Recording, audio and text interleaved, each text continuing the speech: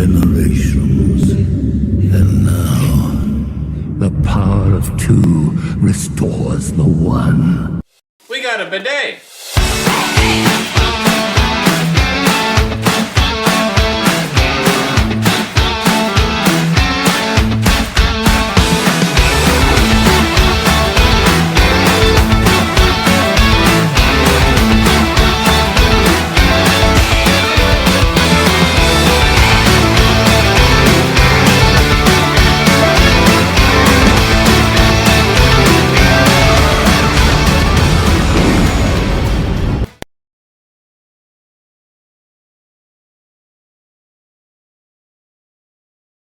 Hey everybody, welcome back from another video. In today's video, we are talking about the new movie, Dream Scenario. This is one that, honestly, I woke up from a nap and Sarah said, I want to go see this movie. And so we booked our tickets and then went a couple of days later. So I did not know that this was an A24 film. If you've been on this channel for a little bit here, you know that we are big fans of that company. Why? Because they make very unique films, and this movie was definitely unique. That was one of the main reasons why I wanted to see this movie. Yeah, well, my reason, well, A24, and then also Nick Cage, just because he's always kind of interesting. Um, but we're going to go ahead and give you some spoiler-free discussion here for the first little bit, give the movie a rating, and then we are going to tell you what happened in the movie and then elaborate a little bit more, just because I think there's some interesting things to talk about with this film. But I guess I can go ahead and kick it off. First impressions, the movie had my attention the whole time. I knew the premise of the movie, basically being from the trailer that this guy who Nick Cage plays is appearing in random people's dreams. Of course, there's people that he knows that he appears in their dreams, but there's also random people in the community that are noticing him in their dreams as well. And he's just kind of off in the distance or just not being an important part of the dream. So it basically creates this fascination with him of who is this guy? And then, he rises to fame and things happen. So we kind of had that premise, and it's an interesting premise just from the beginning of it all, like first impressions, but there's also a handful of things along the way that were pretty great too. Um, this is listed as a like comedic horror type movie. That is accurate. I'd say like the first half of the movie is geared towards comedy, and then there is a pivotal point in the movie where it does take on a much darker tone. So they do, in my opinion, they do accomplish both parts of that spectrum. It's not horror as in like a slasher or anything like that, but more or less just unsettling. I feel like it was more like a comedic tragedy. Yeah, that's probably another way to put it too. Um, Lost my train of thought there. Sorry. But basically, like I said, it's a horror comedy. It does fit that agenda there. It, like I said, it's not a slasher by any means, but it is this is eerie, I want to keep watching kind of a thing. Um, I think the people in our theater were like huge Nicolas Cage fans or something. Just because uh, there were some people that were laughing or reacting to every little thing that Nick Cage did for his character. Now, don't get me wrong, he is a very um, awkward, cringy type character. So yes, it would definitely make people giggle, but like every 30 seconds seemed a bit much to me. But it was enjoyable. Nick Cage definitely played a very unique character. I don't think there's any way, shape, or form that the character seemed bland or anything like that. It was always, what is he going to do next? So I would say I enjoyed it. Uh, Nick Cage did a great job, and so did the other people too. There's a couple other well-known actors in this movie. Most of them I didn't know, but one of them was one of their, I don't know if I'd call him a friend or not, but uh, there's a acquaintance that has a dinner party with friends, and he's from The Amazing Spider-Man. From what I saw him from, Dylan Baker is his name. He played Dr. Connors. Um, Tim I was Meadows, wondering where I recognized him from. yeah, Tim Meadows is in this movie as well. I believe he's basically the dean of the college that, um, what's his name, Paul? Yes. Yeah, Paul.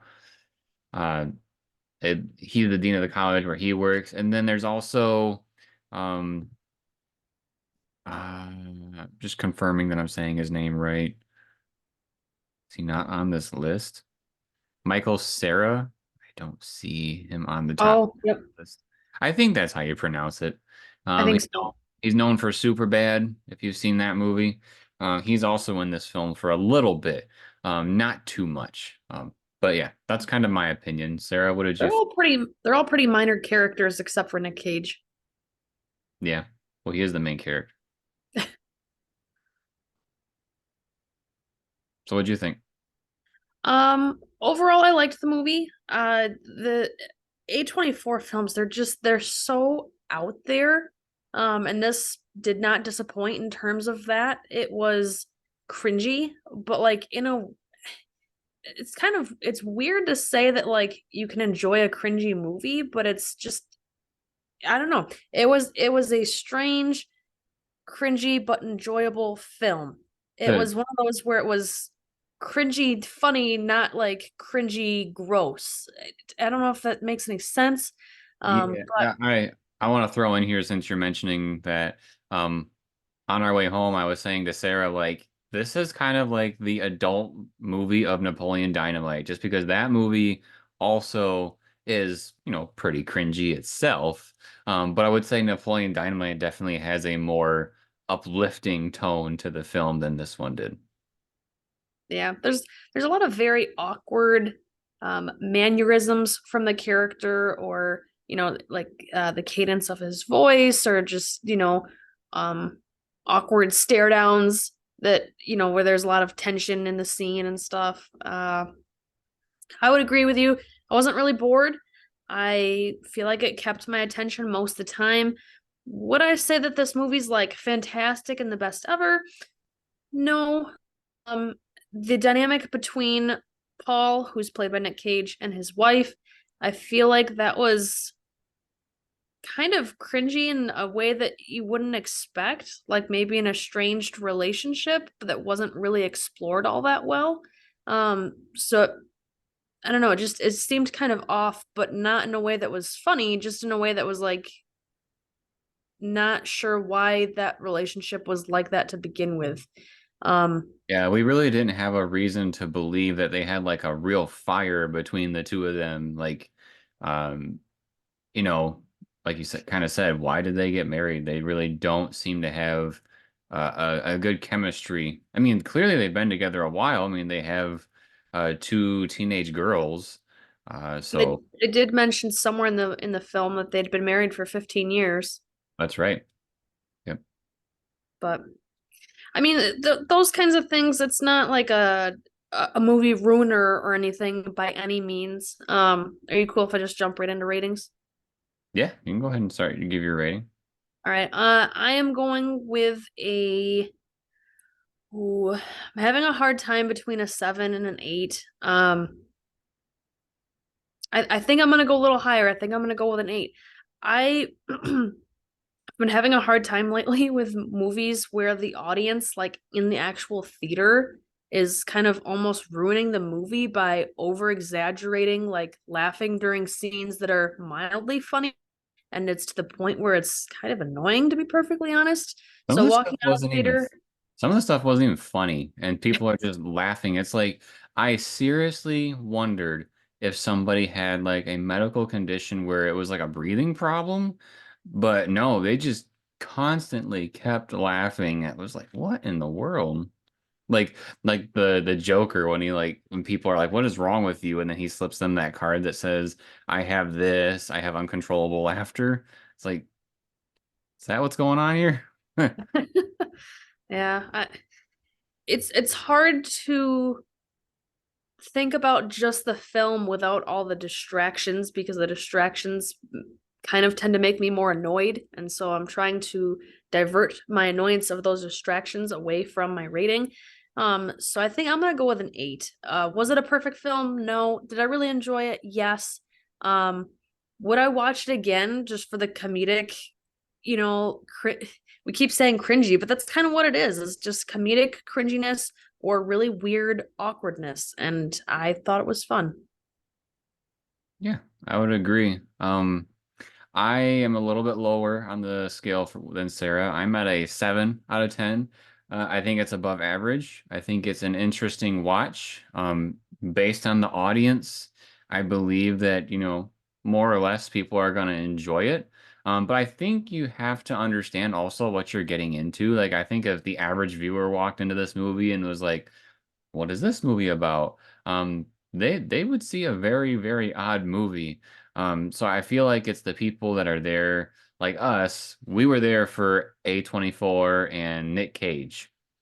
Um, Beyond that, I'm kind of wondering, who this movie is quite for. But I think that's going to be the majority of the viewers that go. Um, I also think about, is this a movie that I would, on my own, want to watch again?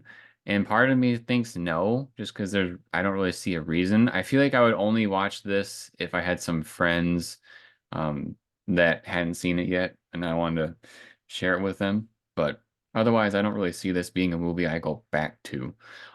Unlike, Hereditary or Midsummer or stuff like that from A24. Um, it's kind of where I'm at. A very solid 7. All right, so we gave you our ratings. I gave it a 7. Sarah gave it an 8. We are moving into the spoilers section here. Sarah is going to cover that for us. So, Sarah, what in the world happened in this movie called The Dream Scenario? Yeah, so we start with this scene of this girl, which turns out to be Paul's daughter, right? And she's sitting at like the patio table while he's raking leaves outside, and stuff's just falling from the sky. Like at first, I don't know what the first object was, but then there was a shoe, and there It was was a dead body. it was the keys and Oh, broke the table. a set of keys. And so it's very strange that these things are falling from the sky. And she's like, Dad, what am I supposed to do? Like, help. And he's just staring at her doing nothing. Like, he's just continuing to rake the leaves like there's nothing going on. Then eventually she starts floating, like she's floating away like a balloon. And so she's freaking out, and he's still just doing nothing. And it turns out that this was we jump to that morning, like that was the dream that she had that night before. And so she's explaining at breakfast, I had this weird dream, here's what happened. Oh, that's so weird. Of course I would help you. He's trying to explain, like, that's not real. Like, I wouldn't just stand there and do nothing. That's strange. He starts to learn that other people, like really random people who he's never met, like the hostess at a restaurant he's never been to before, are recognizing him, and they're not sure where from. And so eventually he learns that a lot of people are having dreams where he's just standing there being a bystander doing nothing. There's some sort of tragedy where the person in the dream is trying to, like save somebody from dying, or they're being chased by like a murderer or something crazy. And he's just there nonchalantly doing nothing, just chilling in the background, kind of like, hey, what's going on? But he gets so much recognition from this, and he even at one point meets I think this might be kind of how he became famous, was because he met his ex-girlfriend very randomly, like at the end of a play or a theater show. And she said she's been dreaming about him for like the last couple weeks, and asked about putting it on her blog. So she puts it on her blog, and he kind of just goes viral because a lot of other people are recognizing him too. He winds up going on one of like the morning talk shows to talk about, like, I guess I'm just somebody special because he's not doing anything to control it. So he kind of becomes famous from that. He gets some weird, like, trendy marketing company that kind of wants to hire him to promote brands and from like an edgy standpoint. So like I guess Sprite wants to work with him, thinking like if we can get you associated with Sprite, maybe people will dream about Sprite and then want to buy Sprite. But he's not really interested in doing like marketing and branding. He just really, he's got a PhD, he's a professor at a college, he wants to write a book, he just wants credit for his actual like book knowledge. Things start to take a little bit of a turn at this point. So the dreams that everybody's having, instead of just being a bystander, now all of a sudden things are getting really weird, where either he's the person attacking them like in a murderous way, or a lot of people are having some weird dreams about him between the sheets that are maybe not super pleasant. I'm trying to be very delicate with that issue. Well, But I want to point out that that was kind of the pivotal moment of the dreams being, bystander, somewhat positive, to them being bad. Is he had, I don't know if you were going here, if you were trying to glaze over it, but basically one of the assistants that were part of the group that, wanted him to do the Sprite commercial, she was very uh vague about what her dreams were about, and it comes out that basically she has been having some very sexual dreams about him. And so she, even though she knows that he's married, she invites him to her apartment, and she just basically wants him to emulate what is happening in her dreams. Now, it's not like they just, start doing things. It's her dreams start out with him in the corner, and he like walks up to her, and then he goes on what he sits on the couch, and then they go at it. And so she was like, go in the corner and walk towards me. And then she's trying to emulate the scenario herself, because she believes that what happens in her dream is so amazing that it has to be that amazing in person. And so he isn't comfortable with this. So he, even though he's doing little by little of what she's asking, he's like, I'm married. This isn't right, kind of a thing. And um, this is a hilarious part of the movie, is that she goes to start doing some of the sexual stuff, and he is, the expression on his face looks like he's uncomfortable because he keeps talking about his marriage, but he just rips one, like he farts. And he's like, "Oh, I'm not comfortable about this." And she was like, "It's okay. Just we'll ignore it." And then they go to she tries to do another thing, and he farts again, and then he just leaves. And he has, like this mental breakdown of what just happened, because he goes back to his hotel room because he was, visiting there for this ad opportunity, and he's in his hotel room just going berserk because, he feels like he kind of betrayed his wife and stuff with all of this. And it's really starting to go to his head, and this is where things switch for all those dreams. Now they're negative and people are afraid of him. But I just wanted to interject that because I thought it was pretty pivotal to the movie.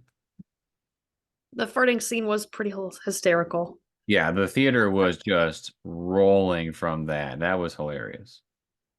I love me a good fart joke, people. Yeah. But yeah, so then people's dreams start kind of in that part of the movie, people's dreams start to turn bad. Either from like he's coming to murder me, or he's coming to do something to me in the bedroom that I don't want to have happen. So people are starting to he's becoming ostracized from society. Less and less students are showing up to his classes. So he's essentially forced to take a leave because all the students are uncomfortable with him being there. They spray paint loser on his car. You can see that in the background of my webcam right here. Which of course makes him very angry. So then he kind of is like, who the heck is doing this? And then of course that video goes viral showing that like, look, he's a crazy guy, just like your dreams. So that just makes things worse. He winds up getting in like a fist fight at a diner because people want him to leave, and he's like, I haven't done anything. Why can't I just enjoy my food? Um, he wants to go to his daughter's play at her school. She's in like, I don't know, middle school or something like that. And the teachers are basically telling him, we don't want you to come because the majority of the parents don't want you there. And to make the children and the parents upset, he winds up going anyway because he just really wants to see his kid. And when the teacher is holding the door, trying to shut the door to not let him in, she put her hand like between the door and the door frame while the door was open. And so eventually the door slams and it slams on her fingers and like breaks her fingers and they're all bloodied and nasty and gross. And so again, a freak accident. He wasn't really trying to slam her fingers. Why on earth would you ever stick your fingers inside a door frame like that while the door's, about to be shut? It's really stupid. It's a freak accident. He didn't mean it, but now it's seen as, oh my gosh, he attacked me. Like, he's vicious. He's crazy. He's going to get me, So that just makes things worse. His relationship with his wife has been kind of like a supportive, oh, that's great for you that this is going on at your job, but also kind of distant and kind of cold. So this is what I was talking about in the non-spoilers, that their relationship's kind of weird and not like in a super great place, but they don't really explain at the beginning why it started in a not super great place. Because Well, she's not a fan of the fame, but it seemed like it was weird and cold before that too. it's also starting to affect her job too, because they're like, well, you're married to the guy, so we don't want you on this project anymore. So it's negatively affecting her as well. Right. Yeah. And oddly enough, this whole time everybody's been dreaming about him. She has not. She's had no dreams about him like everybody else. Because he was asking her earlier in the film, like, if you were to have one about me, what would you want it to be? And she talked about some weird time that he wore a suit that was like 3 times too big, and that she would essentially want him to come save her from some sort of tragic accident or something like that, which is important for later in the film. But yeah, the relationship gets to be really bad between them. And so eventually he gets like an apartment on his own and he goes to France to do some sort of a book tour. But the book's not really what he wanted it to be. Like, it's a super short book. They renamed the title to be like I Am Your Nightmare or something crazy, which is not what he wanted. They did a photo shoot, which you can see one of the pictures from in Jeremy's background, where they made him wear that like Freddy Krueger claw. And somewhere around this time, we get like an advertisement for a new product, right? And so it's this bracelet that you wear that allows you to enter people's dreams. And so it's being advertised as a new marketing tool because you can drop into random people's dreams, show them like these cool new sneakers, and then think they subconsciously the next day will remember these things like, oh, I want to go buy those sneakers, or I want to go listen to this song and buy the CD, stuff like that. But he winds up being able to buy one of these bracelets, and that's kind of something that seemed weird too, because I don't know if it's because they're using he's very heavily used in the marketing for those bracelets because they created the technology based on how he was able to enter other people's dreams, even though he didn't do it intentionally. So I'm assuming he's able to get one of those bracelets because he's being used in the marketing. I figured. I Uh, figured I want one. well, I gotta imagine these things would be really expensive with that crazy technology. But anyway, so he gets one of these bracelets and he's watching all these video tutorials on how to use it to enter somebody's dream. And so what we end the film with is that he is using this bracelet to enter his wife's dreams, even though he's in France and she's still in the States.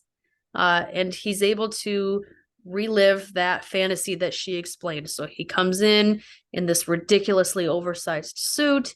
She's it almost looks like she's pinned on a piece of wood, like Salem witch trial style, right? So she's up against this wooden beam, there's fire around her, and he comes and saves the day. And then he, I believe his like kind of final words of the film was like, "I wish this was real," and then he floats away like as if he's a balloon or something. It's very Well, strange. it was like his daughter in the very beginning too. Yeah, kind of an abrupt ending, but it came full circle. Yeah, there's a couple other like small things that because like I said, A24, has some interesting symbolic things in their movies sometimes. And one of the things I want to point out is that, he's a professor, and one of the first classes that we see him, lecturing on is he's lecturing about zebras, and it's all these zebra things are brought up throughout the movie. Like when he was at the diner that people wanted him to get kicked out of, he was reading a book about zebras. Um, but he was talking about how, why do zebras look the way they do? And like, when they're on their own, they're easily found by predators. So the point of the way that they look is so that they can be in herds and not be seen as easily. And so what I thought was interesting about that is that, when he was just part of society and, living his everyday life, nobody was attacking him. He was just, enjoying himself. And so when he became famous and he was very much separating himself from everybody, um, both with the fame and also trying to do a lot for himself because he was really pushing to publish a book, and he was upset that people were kind of stealing his ideas and whatnot. He became that standalone zebra that now is being attacked by predators, everybody else in the world. So I thought that was kind of an interesting connection to make. I didn't piece together the whole big coat thing and the tragedy. I was just like, what is this when we were watching the movie? But it all makes sense now that you bring it back up. Yeah, that was he was making fun of her like if you were to have a fantasy, that's what it would be, but okay, I guess that's what it is. There was one other piece of the movie that I forgot to mention, which was right around the time life started to get really bad for him, but he was still like living with his wife and kids. And he was trying to figure out what am I supposed to do to turn things around because I'm tired of society treating me this way. I'd want to just live a normal life. I haven't actually done anything other than what people see me do in their dreams that I have no control over.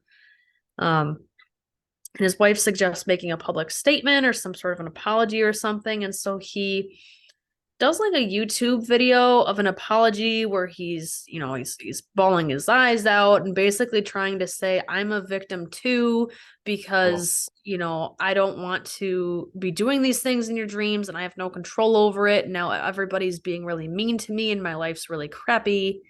Um well, he also had this is the other another symbolic, interesting piece that we haven't talked about. Right before that happens, he has a dream as well that he is being hunted. He is the zebra being hunted. And so he gets shot like two times when he's running away from whoever this person is. And when the person approaches him for the kill shot, he notices that it's himself. And so when he's doing this video, he's like, it happened to me too. I'm just like you, trying to, he's trying to, say that he's not responsible for all this stuff, which he isn't. Um, and he's the way that it's portrayed is that he's just trying to be a victim as opposed to being the aggressor kind of a thing in the situation.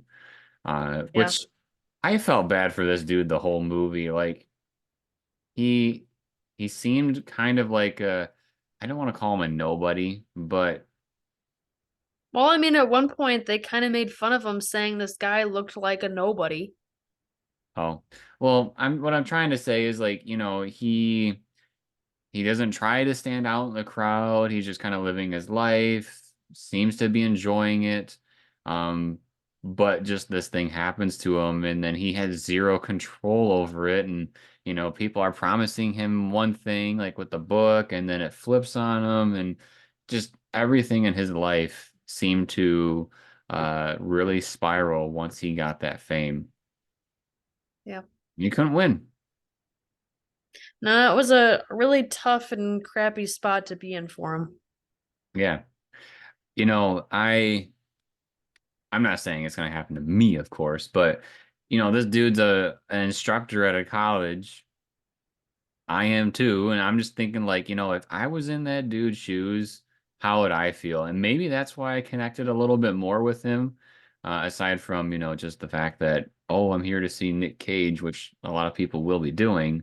Um, I just kind of feel like, you know, with him being an instructor and even myself, there is so much scrutiny of the public eye if an instructor at a school or public institution does one small thing wrong, then their career is over. And that's awful. Like when the people spray painted his car and put loser on there and then he just went berserk.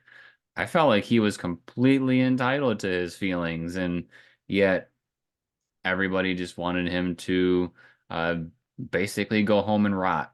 That's essentially what they did to him. So I felt bad for him the whole way. Yeah, I would have to agree. That's kind of my soapbox here to end the video. Was there anything else you wanted to mention about the movie?